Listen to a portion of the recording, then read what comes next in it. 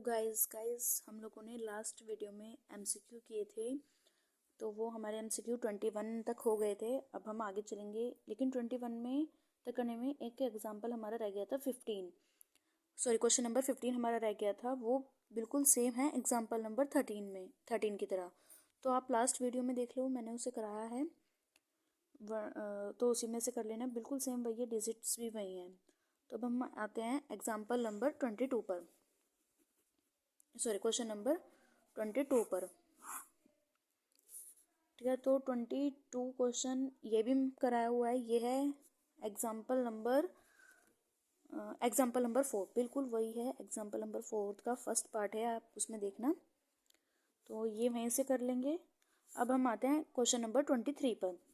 तो question number 23 में हमसे क्या कहा है, the first forward difference of a constant function is, यानी कि कांस्टेंट फंक्शन जो होता है उसका फर्स्ट फॉरवर्ड डिफरेंस क्या होता है, तो वो ऑलवेज जीरो होता है। मैंने बताया था जो पोलिनोमियल अगर हमारा n डिग्री का होता है, यानी कि कांस्टेंट का अगर हम डिफरेंशिएट करते हैं तो वो जीरो आ जाता है। और पोलिनोमियल जितने डिग्री का होता है उतने डिग्री का वो क्या आता है, डिफरेंस क्या आता है, कांस्टेंट। और कांस्टेंट का डिफरेंस चाहे वो फर्स्ट हो या सेकंड हो, कोई सा भी डिफरेंस एक बार वो डिफरेंस कर देंगे तो कांस्टेंट का वो जीरो ही आ जाता है। अब बात है क्वेश्चन नंबर 24 पर। 24 में हमें वैल्यू निकालनी है 1 प्लस डेल्टा की, forward delta 1 minus backward delta. तो इन दोनों की हम मल्टीप्लाई करेंगे तो क्या आएगा, 1 माइनस बैकवर्ड डेल्टा प्लस का फॉरवर्ड डेल्टा माइनस का फॉरवर्ड और बैकवर्ड। तो ये हमारे पास एक फॉर्मूला होता है, हमने जो पहले प्रॉपर्टीज़ पढ़ी थी उसमें देखा था। फॉरवर्ड डेल्टा और बैकवर्ड डेल्टा का जो हमारे पास फॉर्मूला होता है वो आता है फॉरवर्ड माइनस बैकवर्ड डेल्टा। तो इस ब्रैकेट को हम जब खोलेंगे तो क्या आ जाएगा, माइनस का फॉरवर्ड डेल्टा और प्लस का बैकवर्ड डेल्टा। तो देखो, बैकवर्ड से बैकवर्ड वाला कट गया और फॉरवर्ड से फॉरवर्ड वाला, तो क्या बचा, 1।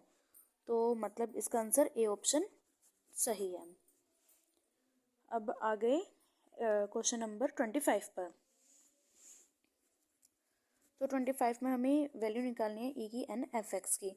तो हमें पता है जो यहाँ पे ई की पावर में होता है वो एक्स के साथ प्लस में आ जाता है। तो यानी कि इसका फॉर्मूला क्या बन गया, F X plus N H. तो यहाँ पे कौन सा ऑप्शन सही है, C option. C option is correct. अब क्वेश्चन नंबर 26 देखो, उसमें हमें वैल्यू निकालनी है delta square F A plus H की। ये बात तो हमें देखो पहले ही पता है कि जो फॉरवर्ड डेल्टा और बैकवर्ड डेल्टा होता है उसमें जो साइन होते हैं उनके फॉर्मूले में वो अल्टरनेटिव होते हैं। तो देखो जो हमारे पास जो ऑप्शंस दे रखे हैं उसमें सिर्फ अल्टरनेटिव साइन बीच वाले में है, बी वाले ऑप्शन में, यानी कि ए में सिर्फ पॉजिटिव साइंस है और साइन है और सी वाले में नेगेटिव है। तो हमारे पास अब क्या दो ऑप्शन बचे हैं, बी और डी। तो बी में देखो अल्टरनेटिव साइन है तो बी हो सकता है। तो अब उसके लिए हम ये कैसे देखेंगे बी है या नहीं, इस वाले फॉर्मूले से चेक कर लो, 1 1 2 1।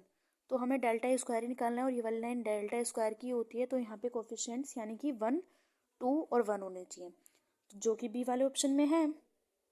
और एफ के साथ जो वैल्यू होती है वो क्या होती है, यानी कि ए प्लस जो 3H 2H है।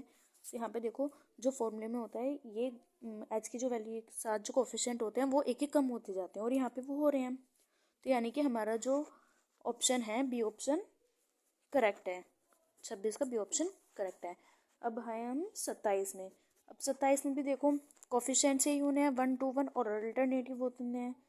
तो फर्स्ट में अल्टरनेटिव है, बी में अल्टरनेटिव नहीं है, सी में भी अल्टरनेटिव नहीं है। तो हमारे पास क्या ऑप्शन बच रहा है, ए ही ऑप्शन बच रहा है। डी में भी क्योंकि अल्टरनेटिव नहीं है, फर्स्ट पॉजिटिव और सेकंड भी पॉजिटिव है।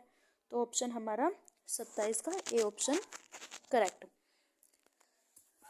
नेक्स्ट पर आते हैं। अब नेक्स्ट में भी हमसे फॉर्मूला पूछा गया है, कौन सा, मल्टीप्लिकेशन का, डेल्टा एफ एक्स जी एक्स का। तो ये हमने प्रूव करके आ रहे हैं हम, इसका फॉर्मूला होता है बी वाला, बी ऑप्शन करेक्ट है इसका।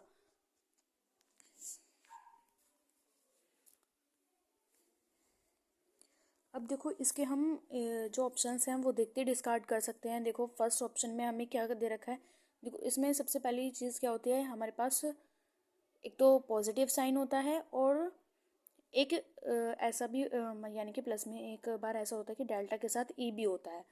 तो फर्स्ट में ई तो कहीं आ ही नहीं रहा, दोनों तरफ डेल्टा डेल्टा ही आ रहा है, तो फर्स्ट तो पहले ही हट गया।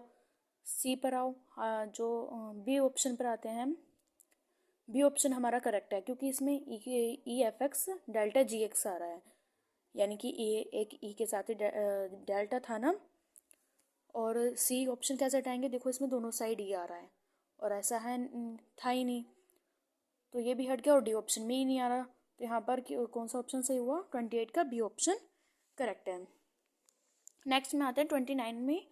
तो 29 में भी हमसे फॉर्मूला पूछा है और इसका सी ऑप्शन करेक्ट है। ये हमने प्रूव किया, आप पहले देख सकते हो पहले वाली वीडियोस में।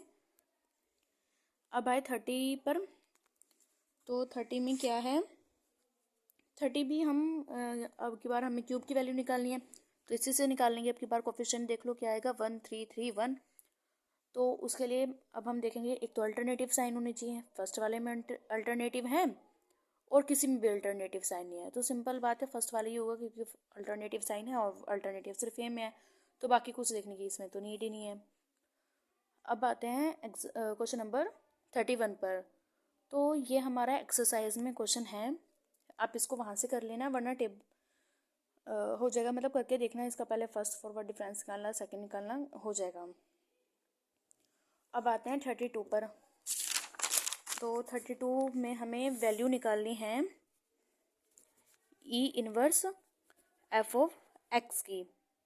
ठीक है, तो हम इसको कैसे लिख सकते हैं, तो जो यहाँ पे ई की पावर में होता है वो इसके साथ प्लस में आ जाता है, तो यहाँ पे -1 है, तो यहाँ पे आ जाएगा एफ एक्स -1, यानी कि ए ऑप्शन इज करेक्ट। अब आए 33 पर। ये एग्जाम्पल लास्ट के एग्जाम्पल्स में ही है, ये भी एग्जाम्पल है, एग्जाम्पल नंबर 23।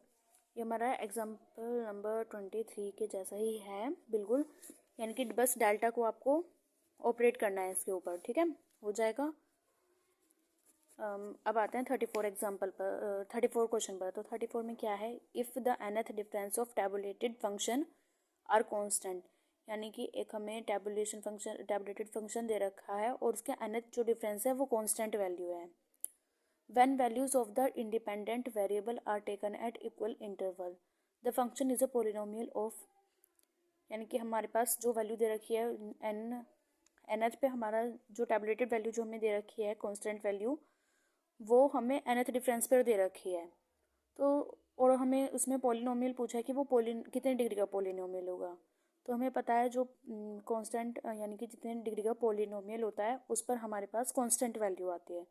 तो यहाँ पे nth डिफरेंस पे कांस्टेंट वैल्यू है, तो इसका पॉलिनोमियल भी n डिग्री का होगा, तो यानी कि 34 का A option is correct. Next पर आते हैं 35 को, ये भी एक एग्जाम्पल है, आप पीछे से देख लेना, पीछे वाली वीडियो में कराया हुआ है। 36 भी एक एग्जाम्पल है। ठीक है, ये अपने आप करना है। 37 भी एक एग्जाम्पल है। ये तीनों 36 37 35 36 एंड 37 सेम एज एग्जाम्पल, तो आप ये खुद कर लेंगे।